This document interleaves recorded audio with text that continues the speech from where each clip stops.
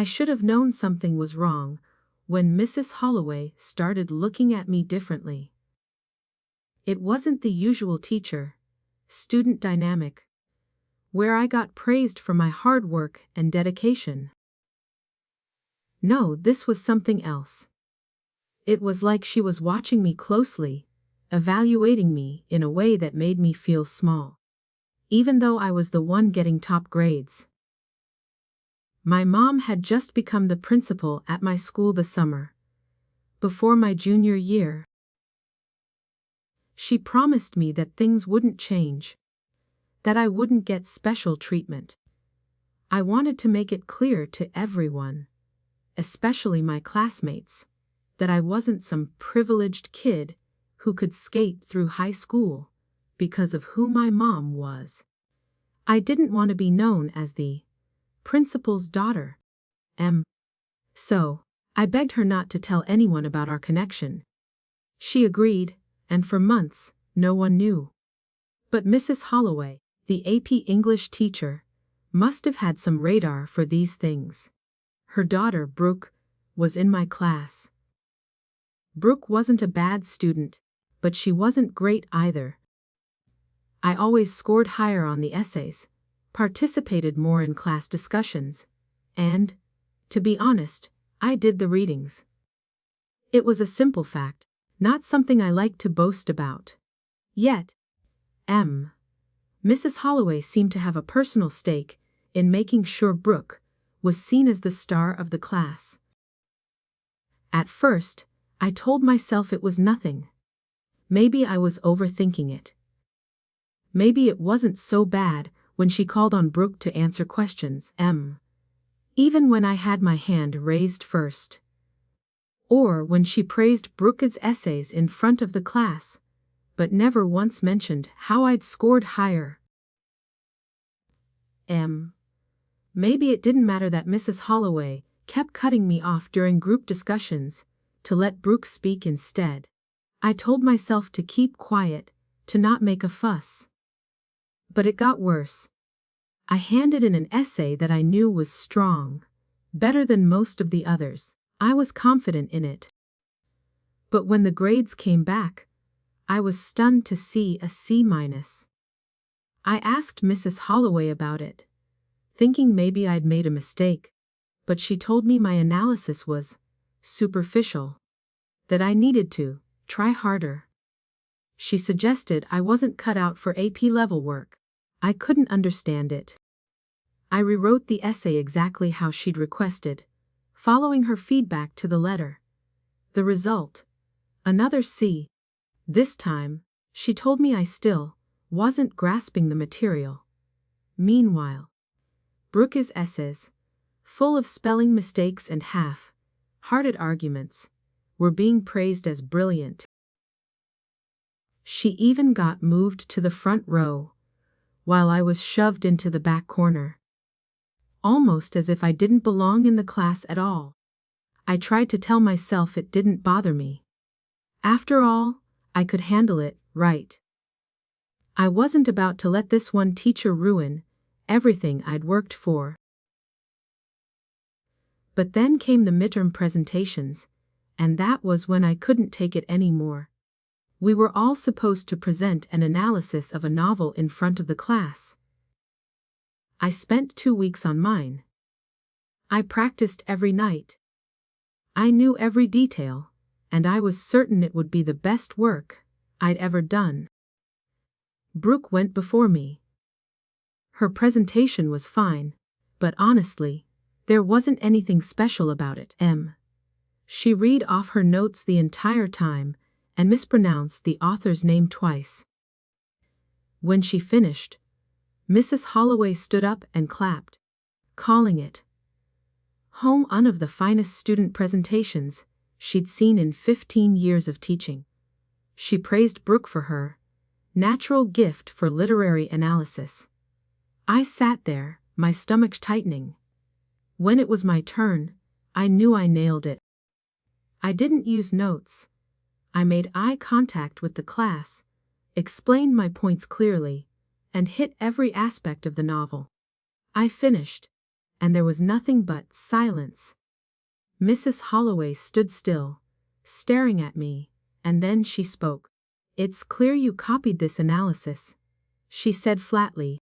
"Em, there's no way you could have come up with these ideas on your own. I'm giving you a 0 for academic dishonesty."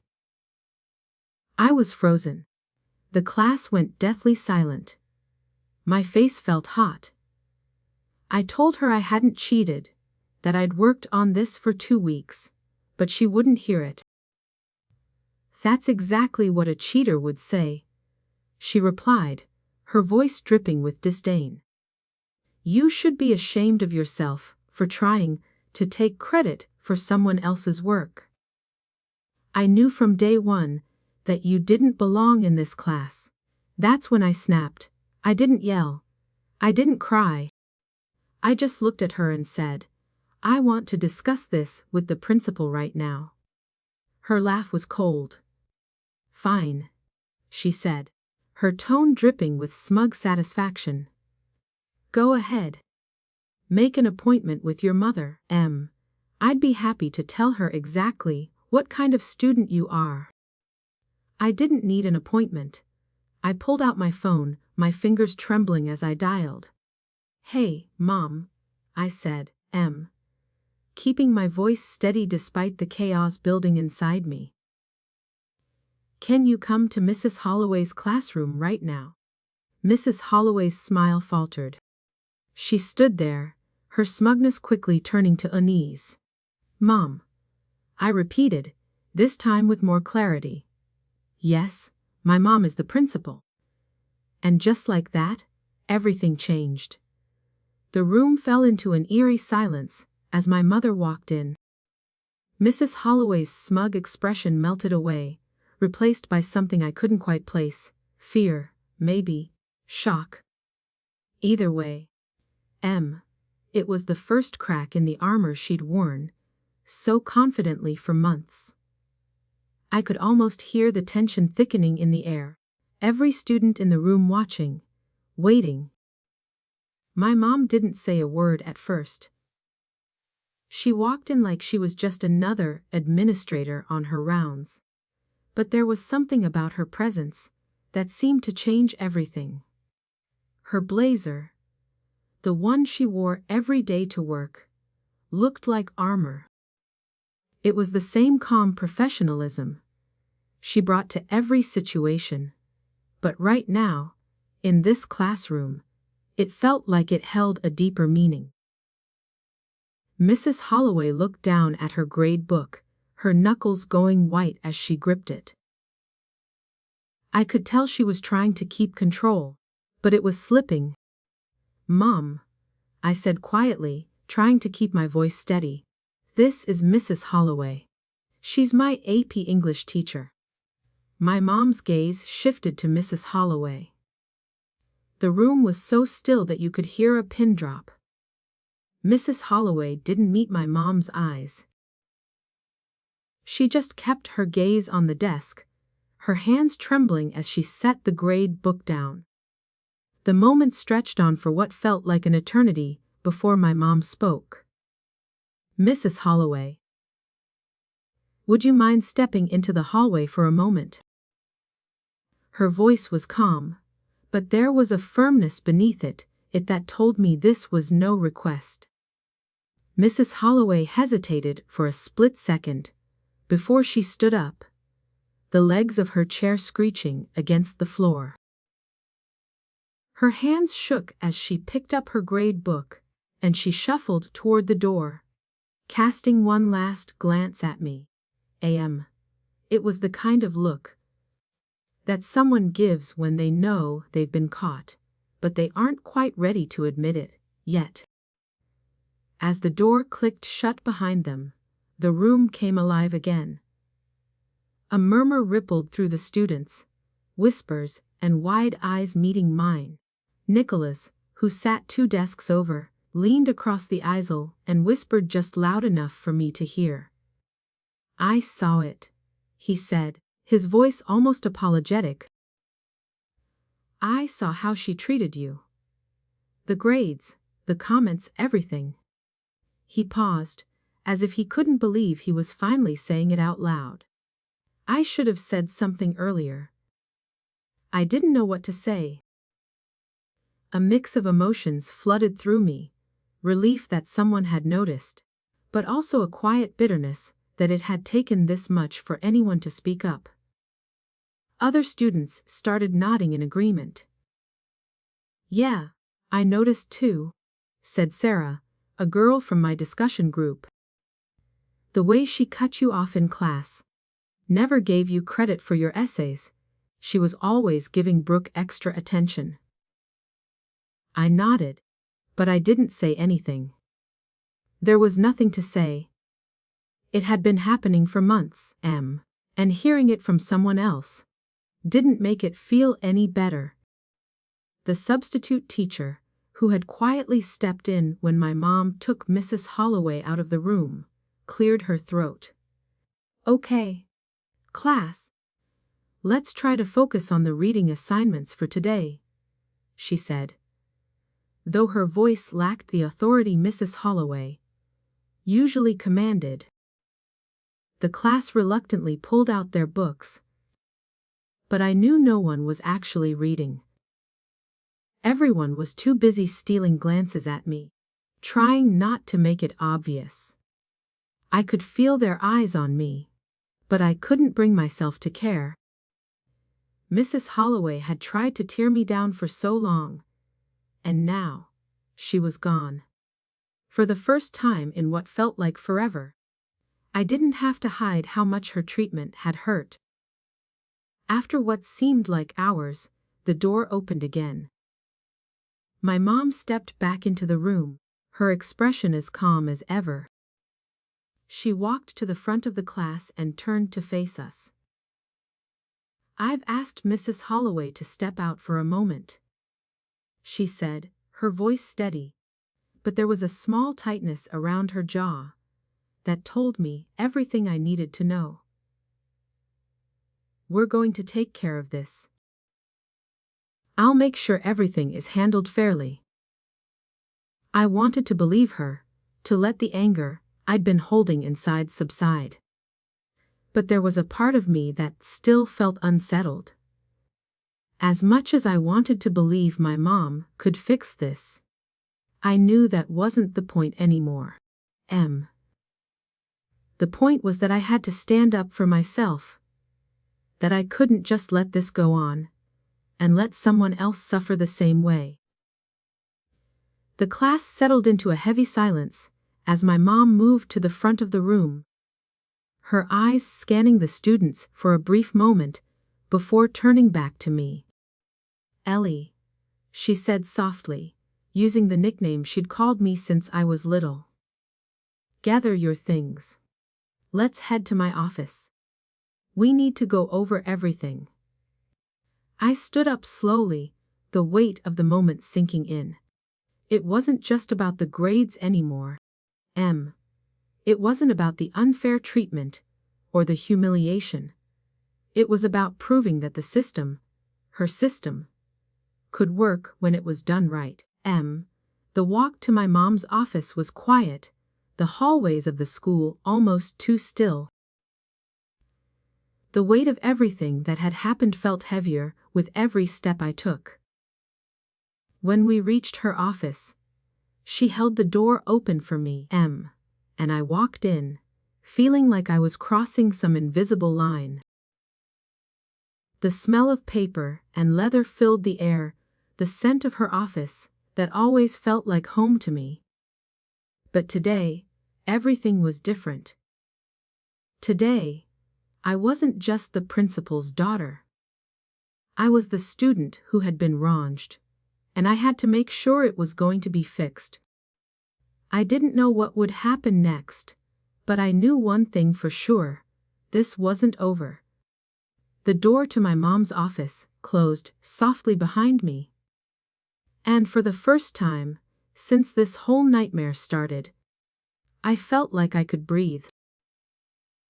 It wasn't a full breath, just a shallow one, like I was holding something back, waiting for the other shoe to drop.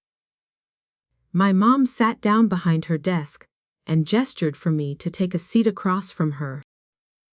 The office felt colder than usual, the sterile, fluorescent lighting casting long shadows across the room. The smell of paper, coffee, and leather filled the air, a mixture I'd known all my life, but today it seemed almost suffocating. I wanted to say something, to explain how it felt to be treated this way by Mrs. Holloway, but the words wouldn't come. How could I put into words how humiliating it was to be accused of cheating in front of the whole class? How could I explain how every time Mrs. Holloway ignored my hand in class or brushed off my work, it chipped away at something inside me?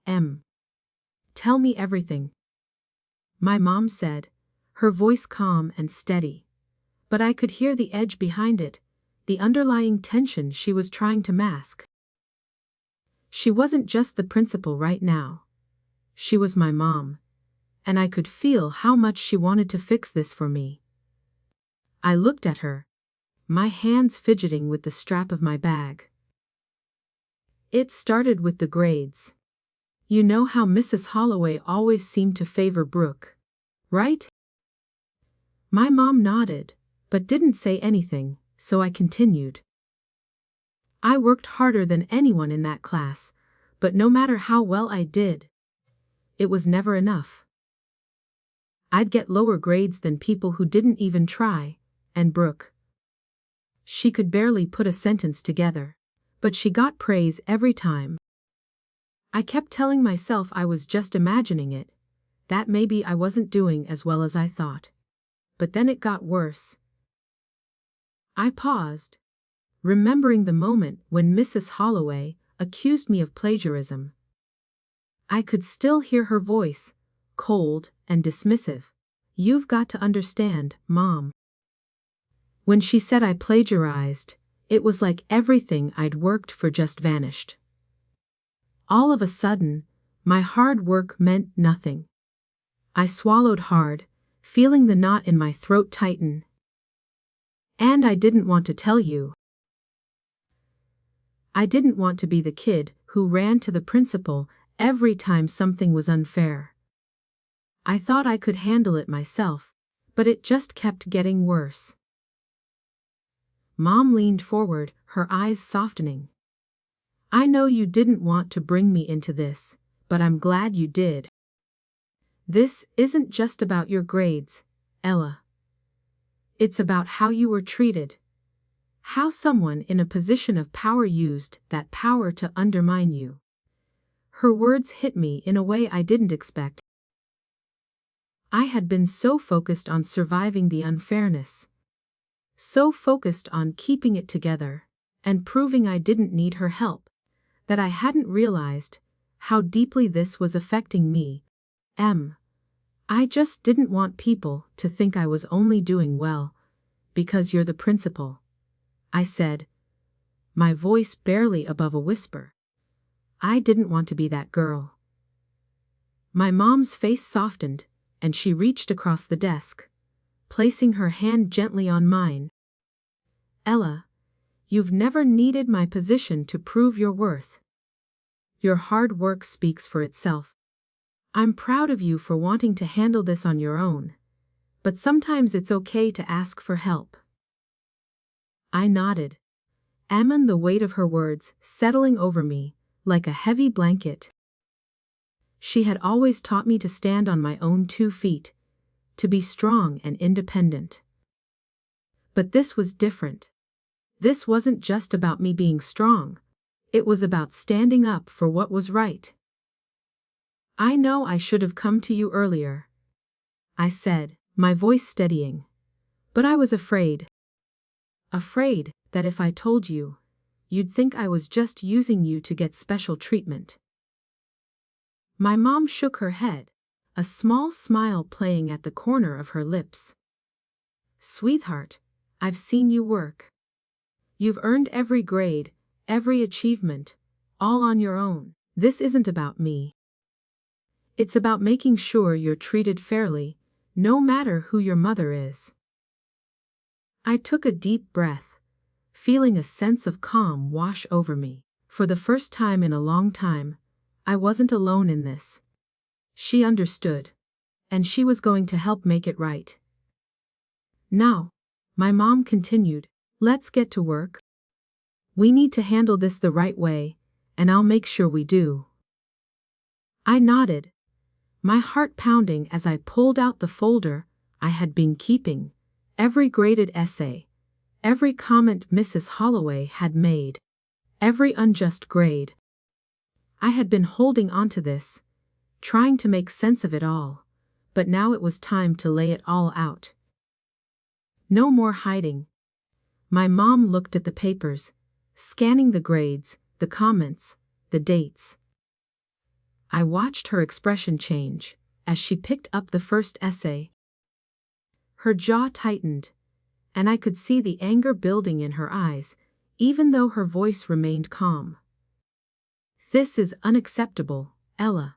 I felt a surge of relief. This wasn't just my fight anymore. It was hers, too. I'm going to make sure this is handled properly, she said, her voice firm with determination. And I'll do everything I can to make sure this doesn't happen to anyone else. I wasn't sure what would happen next, but I knew one thing for certain. This wasn't going to be swept under the rug. Not this time. Mrs. Holloway had underestimated me. And now, I had the backing I needed to make sure it was fixed.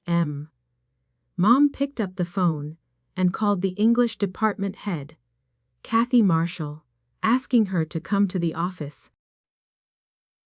I watched her make the call, her posture still as professional as ever, but I could tell she was furious. I had never seen her like this, protective, yes, but this was different. This was a mother who was going to fight for her child. Now, she said, hanging up the phone, let's get to the bottom of this. The moment the door clicked shut behind Mrs. Holloway, the tension in the room became almost unbearable. It was as if the entire class was holding its breath, waiting for something, anything, to break the silence. I couldn't look at anyone. I kept my eyes focused on the desk in front of me, where the papers from my last assignment lay, in a pile. Every time I thought about it, my hands clenched, the frustration bubbling up again. Mrs. Holloway had crossed a line, and I was done keeping quiet about it. My mom stood still for a moment, her eyes scanning the class. She looked calm, but I could see the tightness in her jaw. The way her fingers subtly tightened on the strap of her leather folder. Her presence was commanding. She didn't need to say a word for everyone to understand that things were about to change. But when she did speak, it was with a voice that left no room for argument. I'll be back shortly to discuss this further, she said, her tone as professional as ever. For now, please continue with your assignments. The situation will be resolved. No one moved for a beat, as if the class was unsure how to respond.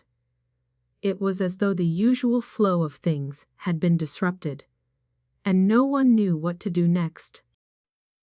A few students exchanged awkward glances, unsure of how to handle the shift in power. I could feel their eyes on me, but I couldn't meet their gazes. Not yet. When my mom left the room, the whispers started. It wasn't loud at first, just a quiet hum in the background, but soon enough, it felt like everyone was talking. Nicholas, sitting 2 desks over, was the first one to lean across the aisle toward me. I saw what was happening, he whispered, his voice low enough for only me to hear. I saw the grades, the comments. It wasn't right. I nodded, not trusting myself to speak. Part of me was relieved to hear someone else had noticed it. But there was also a heavy weight in my chest. I'd been carrying this alone for so long, thinking maybe I was overreacting. To hear someone else say it out loud, to admit that they'd seen the bias, made it all too real.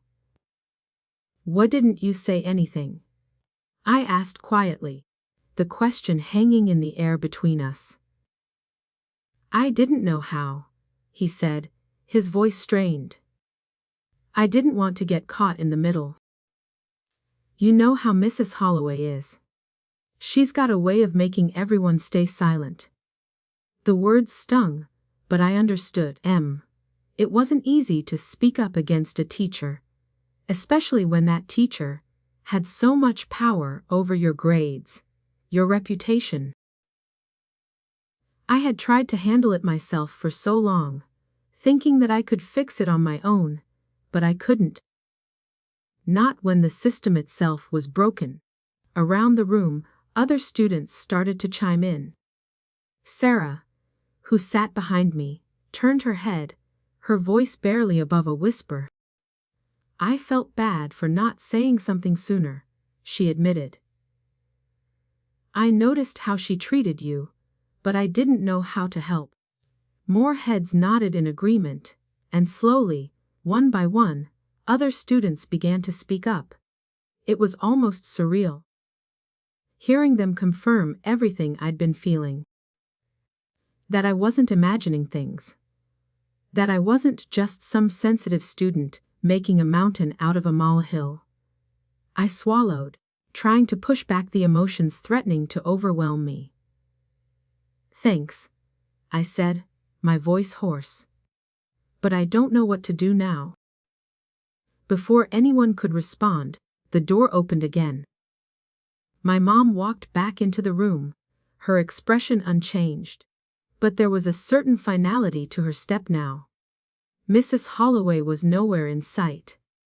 "I've spoken to Mrs. Holloway," she said, addressing the class with calm authority. "We are going to take the necessary steps to resolve this issue. You all deserve to be treated fairly, and this behavior will not be tolerated. I will be meeting with her again shortly, and I'll make sure all of your concerns are addressed." I couldn't help but feel a small flicker of hope. My mom had always been so composed, so calm under pressure, but right now I could feel the intensity behind her words. She wasn't just acting as the principal.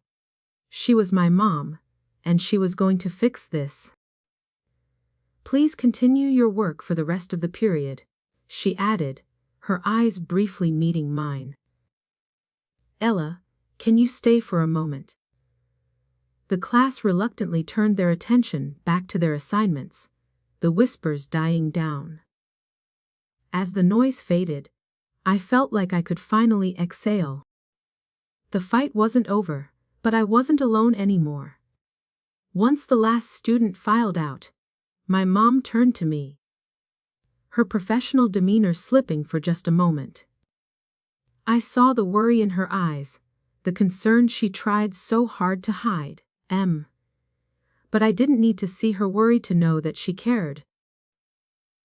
She walked over to the desk, pulled out the folder with my work, and set it in front of me.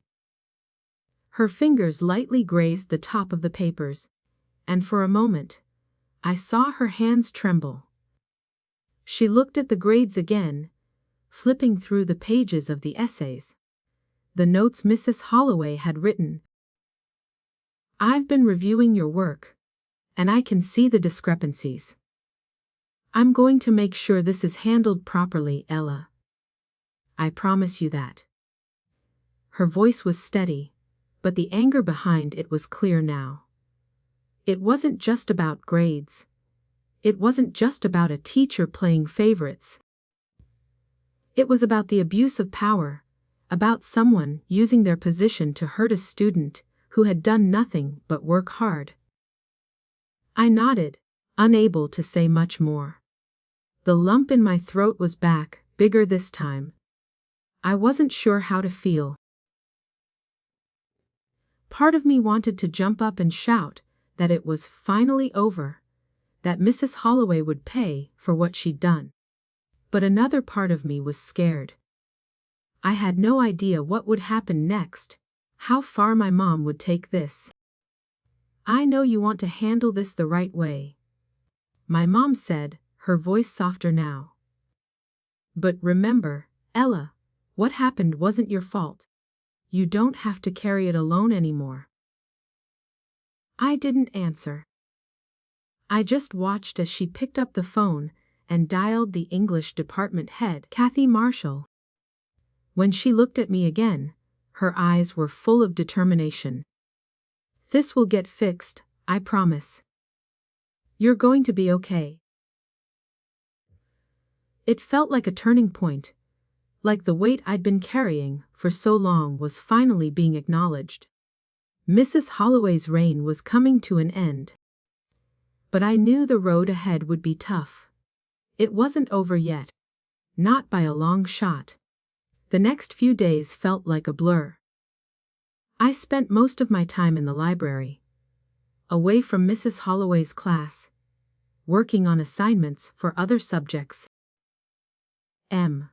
The peace of the library, with its quiet hum and the smell of old books, was a welcome break from the chaos I'd left behind. But every time I tried to focus on my work, my thoughts would drift back to Mrs. Holloway, to the humiliation, to the accusations. It wasn't over, not by a long shot. But every day that passed, the weight on my shoulders felt a little lighter. My mom had kept her promise. She was handling everything. And I could feel the changes starting to take shape. She'd spoken to the English department head, Kathy Marshall, about the situation, and soon after, my essays were reassessed by other teachers. They were graded fairly, objectively, with no bias involved. And when the new grades came through, the difference was stark. It was like a breath of fresh air, a validation that I hadn't imagined the injustice. The grades I had deserved all along were finally on paper. But the real breakthrough came when several students started to come forward, each with their own story of how they'd witnessed the unfair treatment in Mrs. Holloway's class. Nicholas, Sarah, Marcus. More and more people reached out to my mom, providing statements about what they had seen. Some of them had felt uncomfortable speaking out before, afraid of what might happen if they challenged a teacher.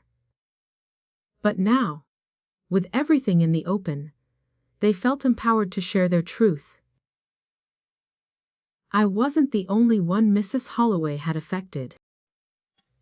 Other students had been caught in her web of favoritism, and now they were stepping up.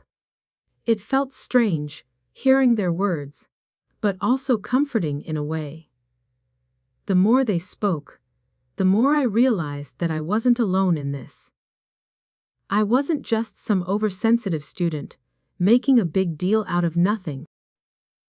This wasn't just my issue anymore. It was something bigger, something that needed to be fixed for everyone. One afternoon, after I'd finished my homework in the library, I got a text from Nicholas. He had been talking to a few other students from our class. He said they all had something to share, that they wanted to help make sure Mrs. Holloway faced the consequences of her actions. It was humbling, knowing that my classmates were finally acknowledging the truth. But it was also a reminder of how quiet the world had been when I had tried to handle this alone. Why hadn't anyone spoken up sooner? I sat with the text for a few minutes, the weight of it all sinking in. I had been so focused on surviving, on getting through each day, that I hadn't realized how much this situation had affected everyone around me. People had watched and done nothing, and it took a public confrontation to finally make them see. The next morning, my mom called me into her office. Kathy Marshall was there, looking concerned but determined. "I've reviewed all the statements, Ella," Kathy said, her voice firm.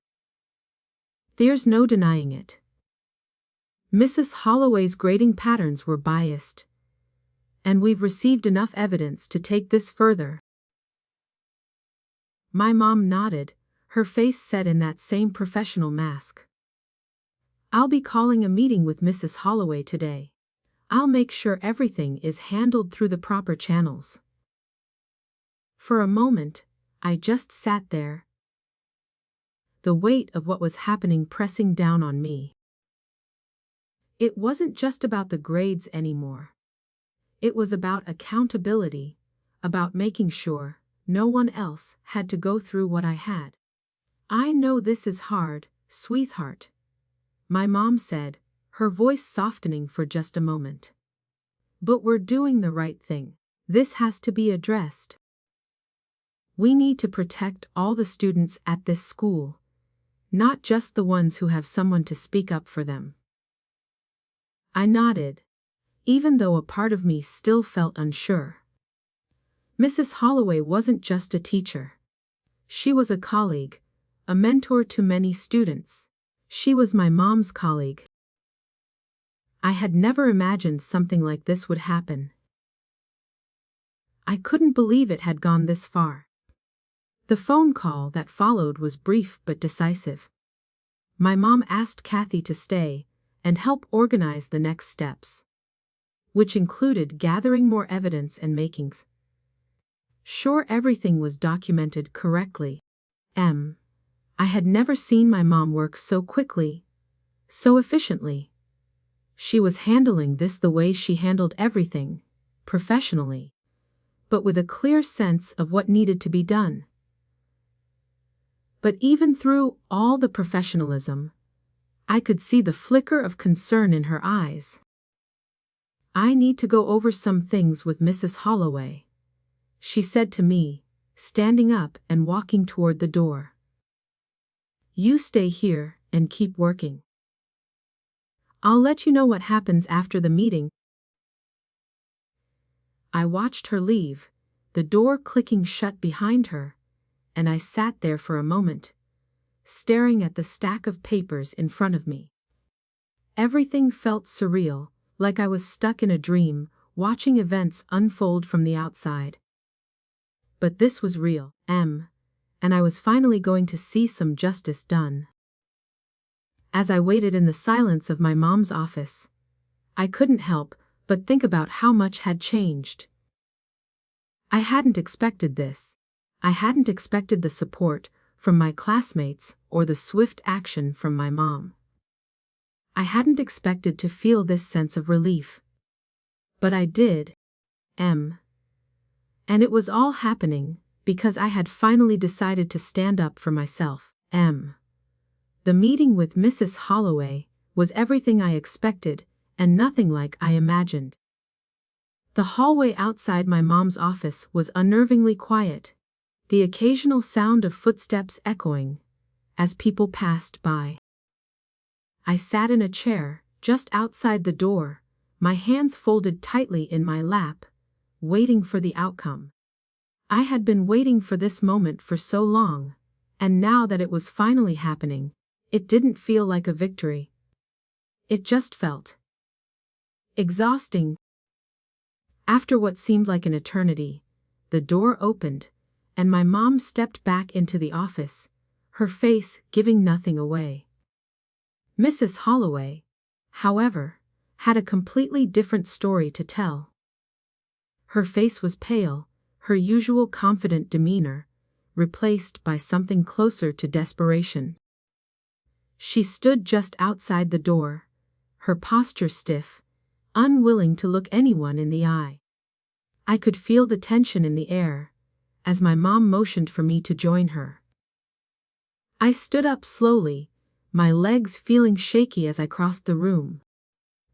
Mrs. Holloway's eyes flickered toward me, before she quickly looked away. The guilt was clear, but she was trying to hold it together. Ella, my mom began, her voice even professional. We've reviewed the evidence thoroughly. She turned to Mrs. Holloway, who looked like she was bracing for something. The grades, the comments, the treatment in class. There's no denying it. Your actions have created a hostile environment for one of your students. Mrs. Holloway's face tightened, her lips pressing into a thin line. She opened her mouth to speak, but no words came out. For a moment, the room was still. The only sound the faint hum of the air conditioning. Then, she finally broke her silence. I didn't mean for it to go this far. Mrs. Holloway stammered, her voice shaking. I was just trying to help Brooke. She needed it more than Ella did. I didn't want to make things worse. My mom raised an eyebrow. You've done more than just help her, Mrs. Holloway. You've put your personal biases above your professional responsibilities, and that's unacceptable. The words hung in the air, heavy with finality. I watched as Mrs. Holloway's defenses crumbled, piece by piece. She wasn't trying to defend her actions anymore. She wasn't trying to justify the favoritism or the unfair grading. She knew she had been caught, and there was no way out of it. She dropped her head, her shoulders sagging as if the weight of the situation had finally hit her. I was afraid, she admitted, her voice barely above a whisper. Afraid that if I didn't give Brooke the attention she needed, she would fail. I didn't think it would hurt anyone else. I just wanted her to succeed. My mom didn't flinch. You've harmed more than just one student, Mrs. Holloway. You've shown a pattern of behavior over the years. And it's not something that can be overlooked. We can't allow teachers to manipulate the system for personal gain. I couldn't help but feel a strange mix of anger and satisfaction.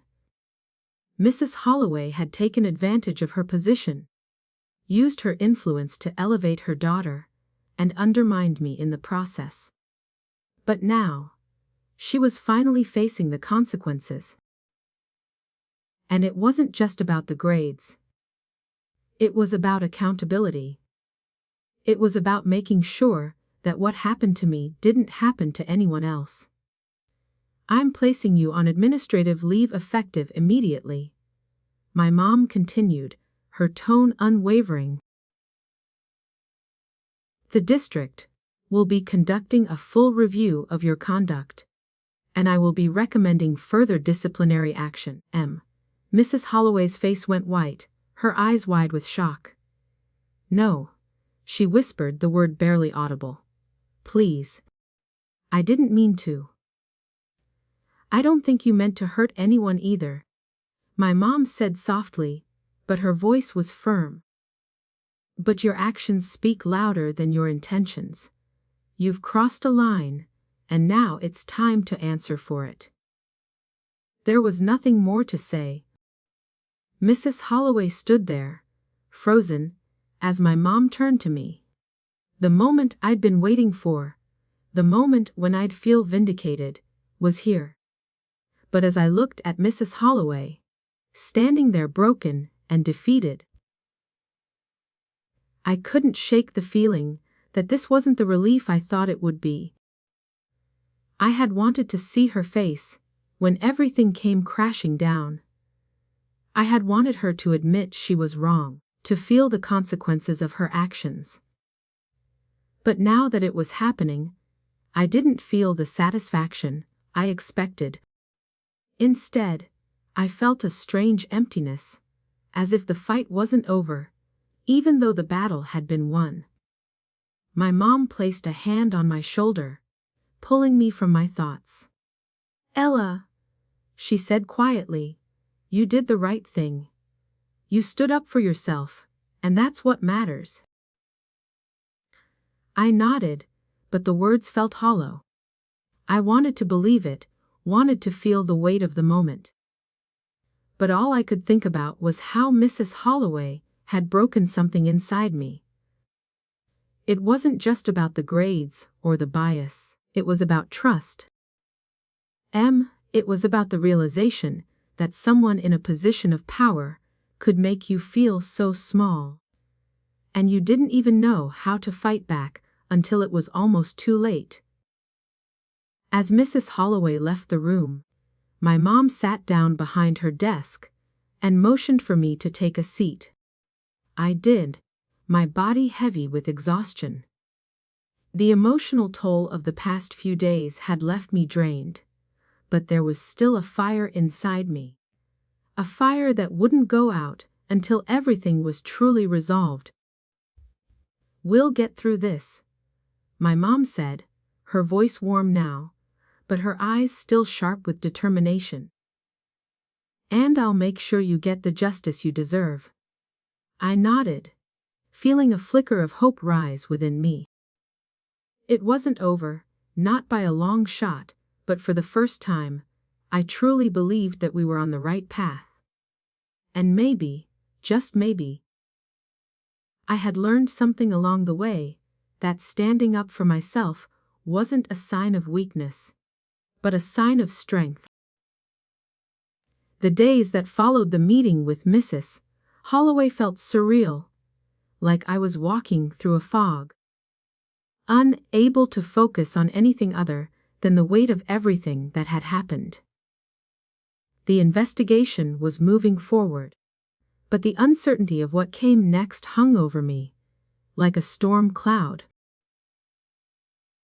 My mom kept telling me that things would be handled professionally, that the right steps were being taken, but I couldn't shake the feeling that everything was still in limbo.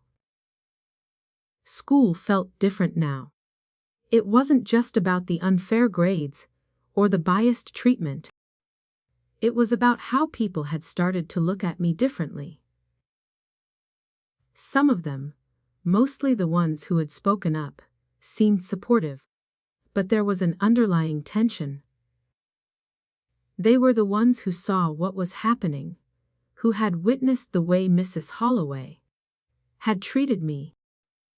The others, though, the ones who stayed silent, looked at me with a mix of pity and curiosity.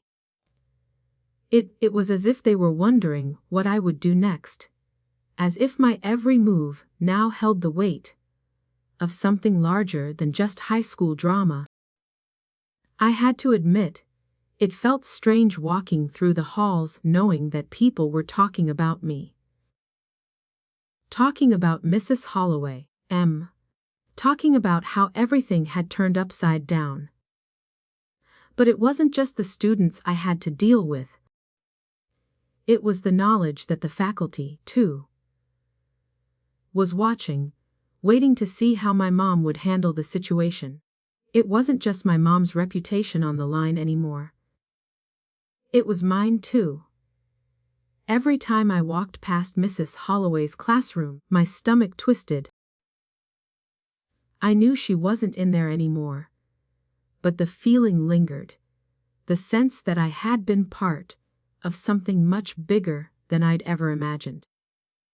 It wasn't just a class where I had struggled to prove myself. It was a system, a power structure, that had failed to see me for who I was until my mom stepped in.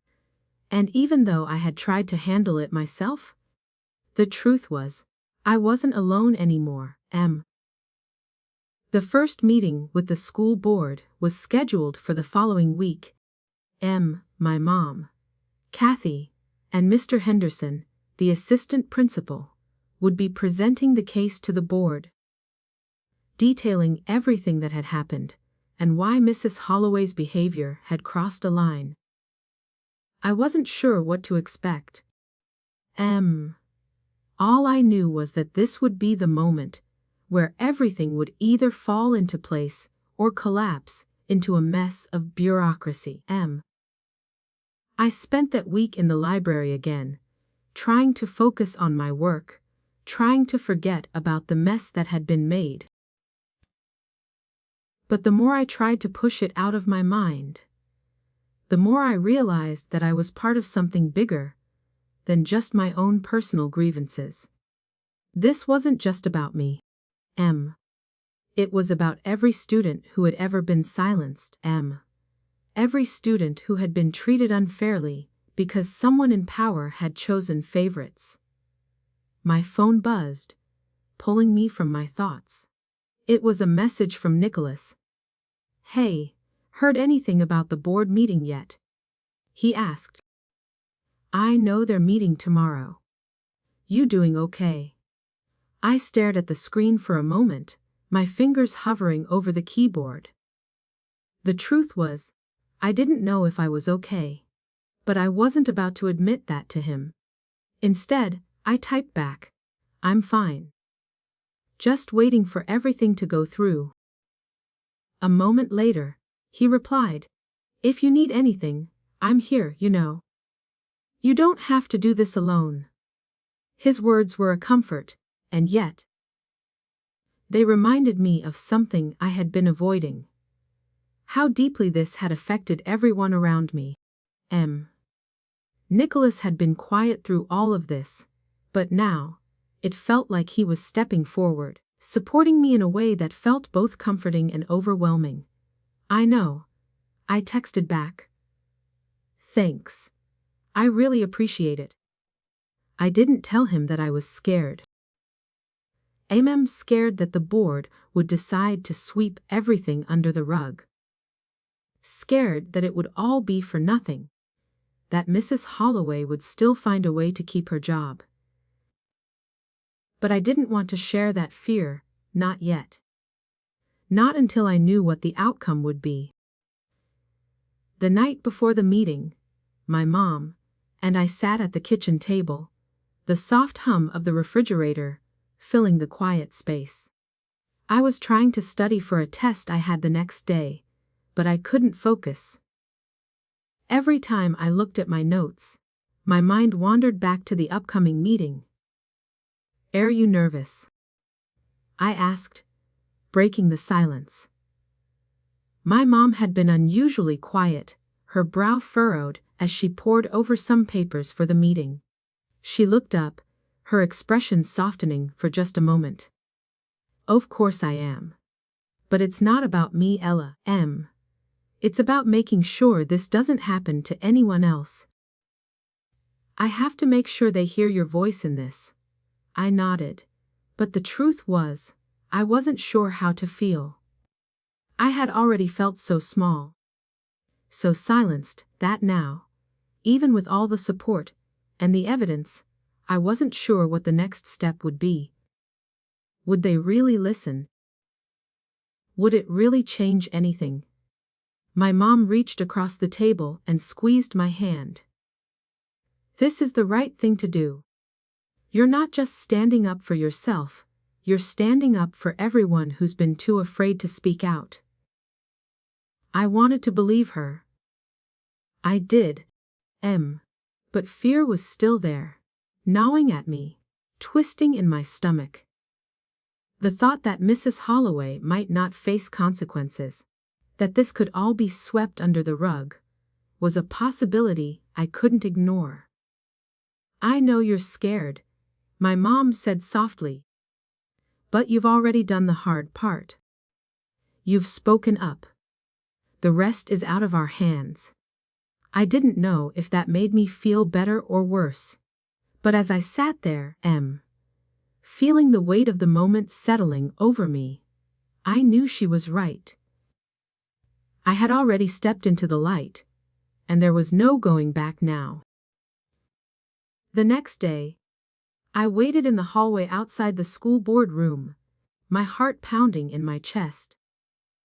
The sound of muffled voices came from inside, and I tried to steady my breathing. This was it, the moment where everything would either fall into place or shatter completely. I couldn't control what would happen next, but I had to believe that speaking up had made a difference. That even if Mrs. Holloway somehow got away with it, this was a battle that had been worth fighting. And then the door opened, and my mom stepped out, her face a mask of professionalism. She met my eyes, and I could see the weight of the decision in her gaze.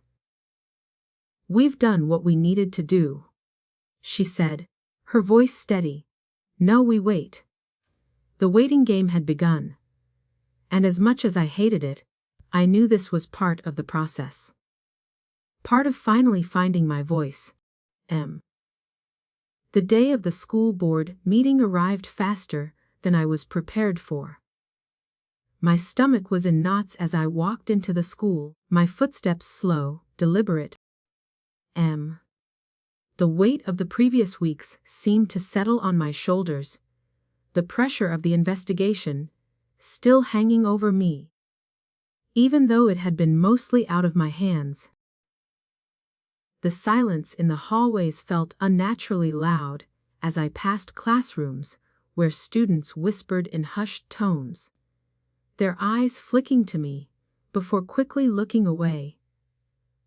It was as if the entire school was holding its breath, waiting for the outcome. My mom had told me not to worry. She said the case was strong, that the evidence was undeniable, but the uncertainty still gnawed at me. What if Mrs. Holloway somehow managed to twist things around? What if the board didn't see the truth the way we did? My mind raced with all the possible scenarios, each one more nerve-wracking than the last. I tried to focus on the usual things, the homework, the upcoming exams. But my thoughts kept drifting back to the situation with Mrs. Holloway. What if nothing changed? What if I had gone through all this for nothing? It felt like every student I passed was staring at me, wondering what would happen next. Some of them had spoken up, others had stayed silent. In a way, it felt like I was being judged, not just by the board, but by everyone who had witnessed the injustice. Everyone who had failed to stand up when it first started.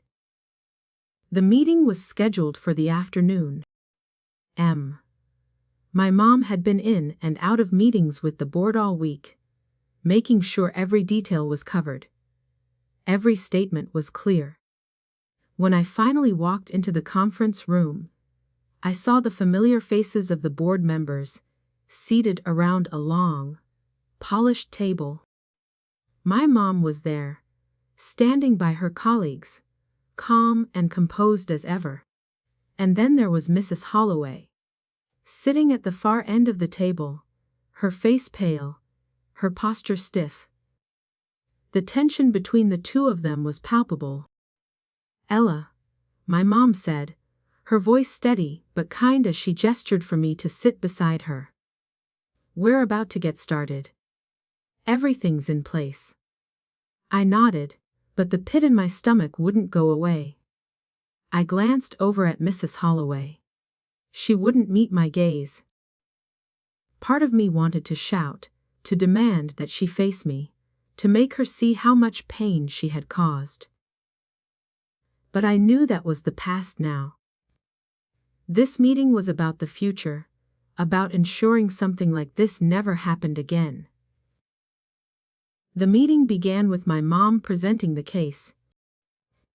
She went over the evidence carefully, calmly. The discrepancies in grades, the preferential treatment, the way Mrs. Holloway had treated me and other students. It was all laid out in black and white. There was nowhere for Mrs. Holloway to hide. She couldn't twist the facts. She couldn't play the victim anymore. Mrs. Holloway's actions, my mom said, her voice firm, have created a toxic environment in this classroom. Favoritism is not just unfair, it undermines the integrity of the entire academic system. Every student here deserves to be treated equally, regardless of their relationship to the teacher or their personal circumstances. As my mom spoke, I felt a strange sense of empowerment. This wasn't just about me anymore. This was about every student who had ever been overlooked, underestimated, or made to feel less than. My mom's words weren't just a defense of me. They were a defense of the system, of fairness, of justice. And for the first time, I truly understood why she had handled this the way she did. I glanced at Mrs. Holloway, whose face was now flushed with anger. Her mouth was set in a tight line, and I could see her hands gripping the edge of the table, her knuckles white. But there was nothing she could do now. The truth was out, and it was bigger than her. After a few moments of silence, the board members began to ask questions. They were careful, methodical in their approach, ensuring that everything was clear. Some of them spoke about the importance of professional conduct, of maintaining the integrity of the school. Others asked about the broader implications of what had happened, how it might affect the students, the faculty, the reputation of the school. It wasn't long before one of the members, a woman I recognized from faculty meetings, spoke up. We've reviewed the evidence and listened to both sides. The board agrees that Mrs. Holloway's actions were inappropriate and unprofessional. However, we believe in the importance of allowing for growth and change. The words hung in the air for a moment, and my stomach clenched again. What did this mean? Were they going to give her a second chance? Therefore, the woman continued, the board has decided that Mrs. Holloway will be placed on probation. She will be required to undergo additional professional development and coaching. Further incidents of this nature will result in termination. I held my breath, waiting for the final verdict. The weight of the moment seemed to press down on me as I processed the words. Mrs. Holloway would keep her job. But she would have to answer for her actions, to face the consequences of her behavior, and she would have to change. It wasn't everything I had hoped for, but it was something. The sense of closure I had been waiting for, the feeling that the system had worked, had finally started to settle in. Mrs. Holloway wasn't going to escape the truth anymore. She would have to live with it. With the knowledge that she had been caught, that the damage she had done could not be erased. As the meeting wrapped up, I stood up, my legs unsteady, but my heart feeling lighter. The tension in the room had shifted. The board members were discussing next steps, but my mind was elsewhere. I looked at my mom, who caught my eye and gave me a small nod. We had done it. In the days that followed, life slowly started to return to normal. Mrs. Holloway's presence was still there, but it was different now.